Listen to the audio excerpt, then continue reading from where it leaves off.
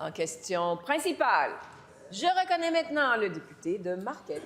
Merci beaucoup, Madame la Présidente. C'est le temps des fêtes. On a le cœur léger. Nous avons tous une âme généreuse. Alors, je vais donner une autre occasion au premier ministre de faire amende honorable. Le 1er mai 2022, le premier ministre s'est pointé à Tursault et suite à une annonce, il a décidé de se faire du capital politique sur notre héros. Oui, je vais vous reconnaître. Monsieur le leader du gouvernement, avez-vous une question de règlement? Quelle est-elle? Président, on arrive à Noël. J'aime beaucoup le député de Marquette. Dans la joie et l'harmonie. Hein, on pose la question de façon respectueuse. On fait attention.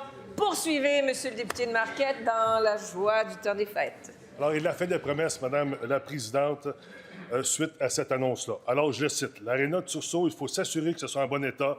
Je sais qu'il y a du travail à faire, puis on va faire ça et on va s'en occuper. Et ça, c'est en présence de la famille de M. Guy Lafleur. Maintenant, aurait-il le courage, Madame la Présidente, de se lever, de rassurer les gens de l'Outaouais et de Tursault, ou va-t-il encore une fois se défiler derrière la ministre responsable des Sports, qui, elle, va nous parler d'un programme normé? Alors, est-ce que le premier ministre va être digne d'un chef d'État et respecter sa promesse et honorer la mémoire de notre grand héros? Bon, nous aurions pu terminer ça en beauté. Monsieur le leader du gouvernement, je vais gérer la situation. Je vous remercie. Monsieur, c'est votre temps. Ah, ben là. Non. On termine, on demeure respectueux. Faites attention, monsieur le député. C'est beau, monsieur le leader du gouvernement. Faites attention, monsieur le député, je vous en prie. Vous avez 4 secondes. On demeure respectueux. Alors, à l'honneur de notre héros, oui ou non? En réponse, la ministre responsable des Sports. On reconnaît les vieux réflexes de bagarreur du député de Marquette.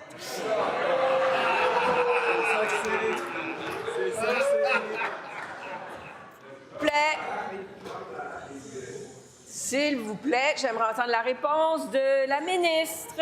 On l'écoute. Merci, Madame la Présidente.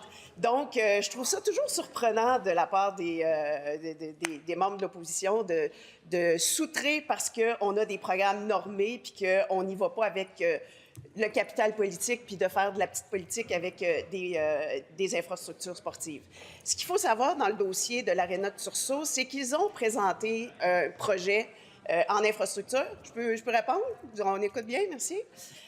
Donc, ils ont présenté un programme, mais qui allait beaucoup au-delà d'un simple aréna. Donc, on présentait un centre, un complexe multifonctionnel avec une bibliothèque, avec un centre culturel, avec plusieurs ajouts. Donc, évidemment, maintenant, on travaille avec eux pour faire en sorte qu'un aréna soit... Comme il avait été convenu, soit construit ou soit rénové. Mais évidemment, on parle d'un programme qui est normé, puis on y va avec rigueur pour analyser les dossiers, on sait, il y en a eu énormément. En terminant, et la ministre parlait d'elle-même et n'accusait personne.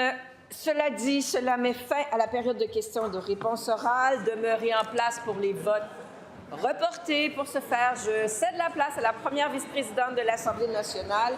Et il y a de la tempête dans l'air. Bonne journée tout le monde.